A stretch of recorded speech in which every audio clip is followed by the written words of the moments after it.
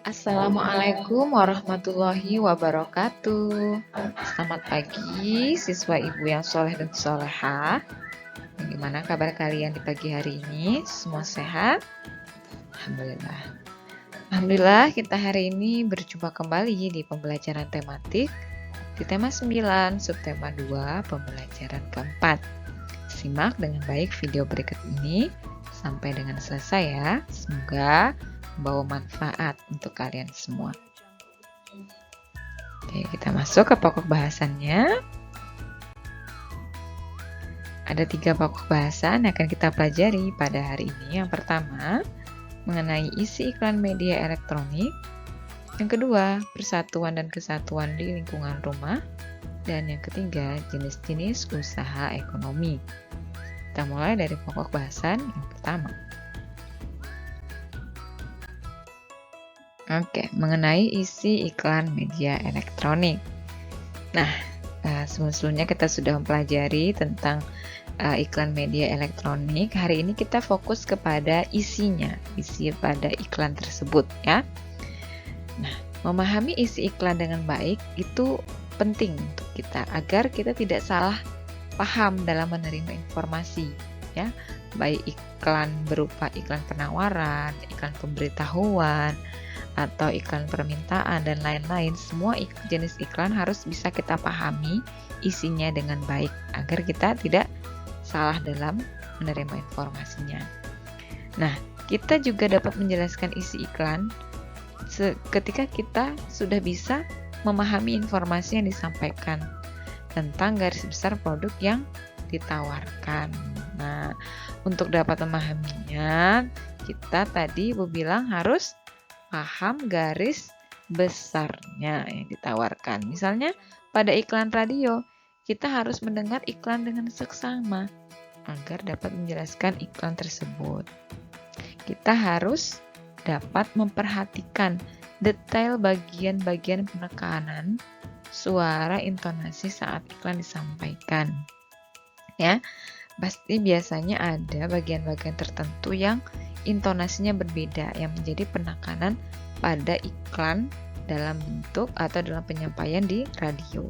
Selain itu, kita juga harus mengingat kata kunci. Ya, kata kunci ini biasanya kata yang sering muncul ya, atau kata jargonnya gitu ya. Kata kunci dan penekanan pada hal menarik saat iklan disampaikan. Nah, setelah kita memahami isinya dengan baik, tentunya kita dapat menerima informasinya dengan benar ya. Nah, selanjutnya kita coba berlatih ya bersama-sama memahami sebuah isi iklan elektronik seperti berikut. Nah, sekarang kita perhatikan contoh iklan radio berikut ini. Kalian dengarkan dengan seksama ya. Entah itu nanti kalian coba simpulkan apa isi iklan tersebut. Iklan ini diperagakan oleh 2 orang, oleh 2 penyiar 1 ya dan penyiar 2. Oke, Ibu mulai ya. Dengarkan dengan baik-baik. Aku merasa kesulitan nih untuk persiapan ujian kenaikan kelas nanti. Makanya kita harus belajar dan latihan kawan. Kira-kira kamu ada usulan tidak aku harus bagaimana? Cobalah belajar pakai buku-buku berkualitas. Buku apa itu? Cobalah pakai buku-buku soal terbitan penerbit Erlangga. Selain banyak soalnya, buku ini juga menyajikan rangkuman materi yang menarik. Dan ada kunci jawabannya juga loh. Wah, sangat menarik itu. Kalau begitu, aku langsung beli sekarang. Nah, bagaimana? Setelah mendengar iklan tadi, kira-kira kalian bisa menebak tidak? Iklan tadi membahas tentang apa? Nah, ini Ibu tampilkan ya skripnya ya. Nah, kurang lebih seperti ini pembicaraannya. Nah, dari iklan ini tadi, kita dapat menyimpulkan isi iklannya, yaitu penerbit Erlangga menyediakan buku-buku soal untuk siswa yang akan menghadapi ujian. Berarti produk yang ditawarkan pada iklan ini adalah buku-buku soal untuk siswa ya. Dapat dipahami ya. Jadi walaupun kita tidak melihat wujud gambarnya karena ini iklan melalui radio, kita dapat mendengarkan iklan dengan seksama pembicaraan dari tokoh yang ada di radio untuk kita pahami produk apa yang ditawarkan. Dapat dipahami ya? Kita masuk ke materi selanjutnya, yaitu mengenai pembagian kegiatan usaha berdasarkan pengelolaannya. Nah, berdasarkan cara pengelolaannya atau pelaksanaan usahanya, sebuah kegiatan usaha dibagi menjadi dua, yaitu usaha perseorangan dan usaha kelompok. Nah, masih ingat kalian tentang ini semua? Usaha perseorangan dan usaha kelompok? Coba, apa contoh dari usaha perseorangan? Nah, banyak ya, usaha perseorangan itu bisa berupa toko kelontongan, pedagang kaki lima, tukang cukur rambut, ya kan, penjual sayur, dan lain-lain. Kemudian contoh usaha kelompok, siapa yang masih ingat? Dalam bentuk PT, CV, koperasi, ya, BUMN, dan lain-lain. Nah, sementara untuk usaha perseorangan dan usaha kelompok ini sangat berbeda. Ada kelebihan, ada kekurangannya. Nah, kalau kita berbicara masalah kelebihan, untuk usaha perseorangan memiliki kelebihan, di antaranya pemilik usaha dapat mengembangkan usahanya sesuai dengan keinginannya. Jadi, karena usaha miliknya sendiri, dia bisa kembangkan sesuai keinginannya. Tidak perlu meminta izin dengan orang lain, ya. Kedua, keuntungan dari usaha perseorangan adalah keuntungan yang diperoleh dapat dinikmati sendiri. Nah, ketika dia mendapat keuntungan, dia tidak perlu membagi dengan rekannya. Dia untung buat dirinya sendiri, dinikmati sendiri. Kemudian keuntungan lagi dari usaha perseorangan adalah pengambilan keputusan dapat dilakukan dengan cepat. Jadi ketika misal dia hendak melakukan adanya promo, adanya diskon, atau ingin membuat produk baru, inovasi seperti itu, dia tidak perlu bertanya dengan orang lain. Keputusan dapat diputuskan oleh dirinya sendiri karena usaha itu adalah usaha miliknya sendiri. Jadi keputusannya lebih cepat, ya. Sebaliknya, usaha kelompok juga memiliki beberapa kelebihan. Di antara kelebihan dari usaha kelompok yaitu modalnya lebih banyak karena berasal dari beberapa orang, ya.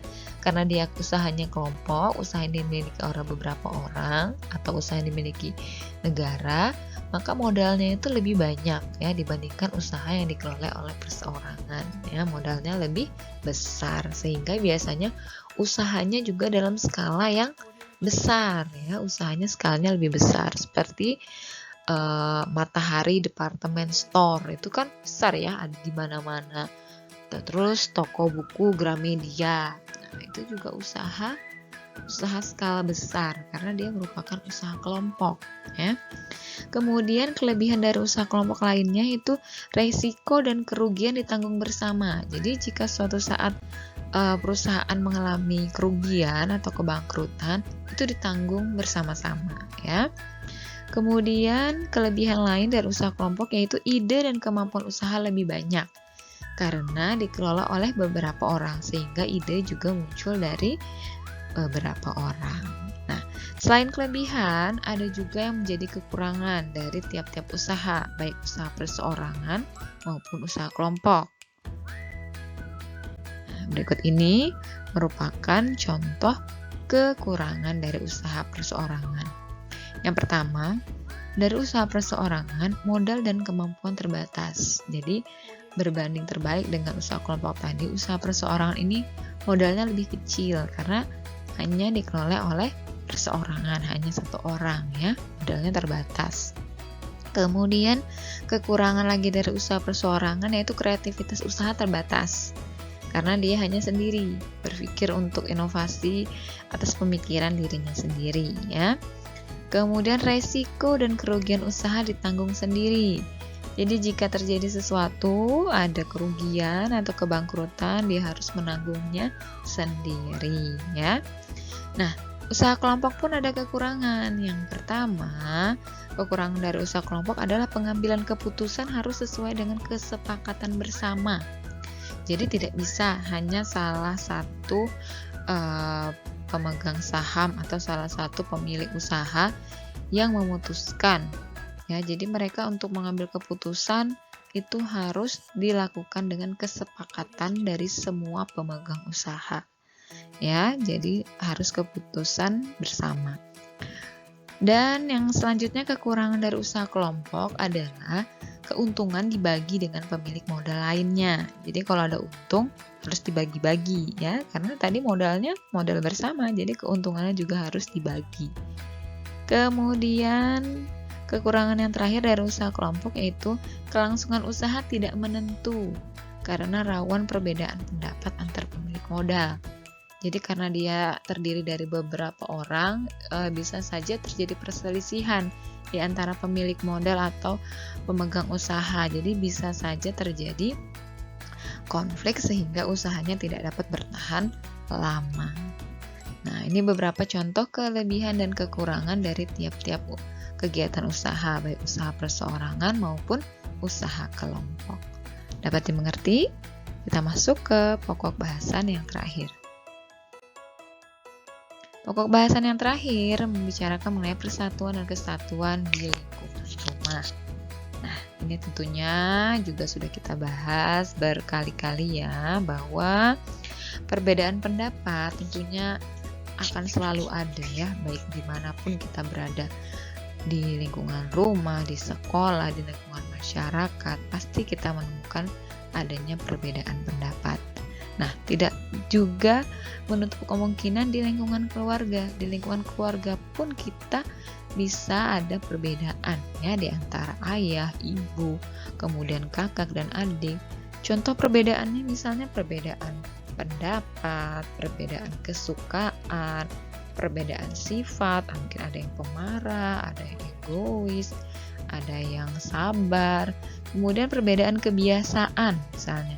Kebiasaan yang bangunnya pagi, yang bangunnya siang, kebiasaan misalnya tidurnya larut malam. Nah, kemudian ada lagi perbedaan nih, perbedaan makanan, kesukaan, dan lain-lain. Sangat banyak terjadi perbedaan. Nah, dalam agama kita disebutkan bahwa berbeda-beda itu adalah rahmatan lil alamin. Jadi, perbedaan itu tidak menjadikan kita terpecah belah ya. Justru perbedaan itu tetap menjadi persatuan dan kesatuan kita dengan perbedaan itu ya. Nah, kemudian bagaimana sikap yang harus dikembangkan untuk menjaga kerukunan dalam perbedaan yang ada di lingkungan rumah kita. Nah, nih, kalau di rumah ada yang berbeda-beda, bagaimana cara menyikapinya? Nah, tentunya yang pertama, tetap saling menghormati dan menghargai ya antara anggota keluarga yang berbeda. Adik dan kakak berbeda pendapat, maka tetap harus saling menghormati. Ibu dan ayah berbeda pendapat, namun tetap saling menghormati dan menghargai pula. Kemudian yang kedua, sikapnya yaitu tidak mementingkan diri sendiri.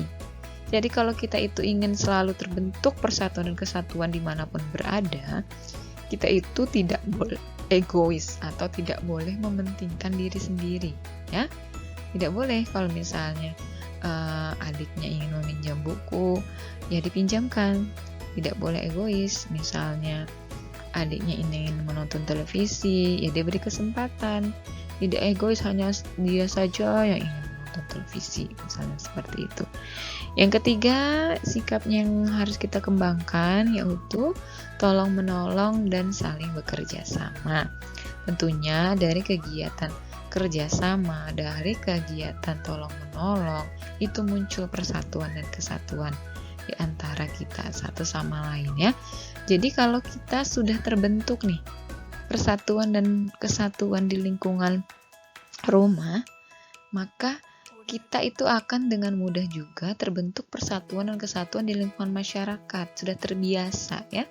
Jadi kita di lingkungan terkecil kita, di lingkungan keluarga sudah baik, nanti di lingkungan yang lebih luas kita juga akan sudah terbiasa untuk selalu menghargai orang lain, tolong menolong dan bekerja sama dengan orang lain.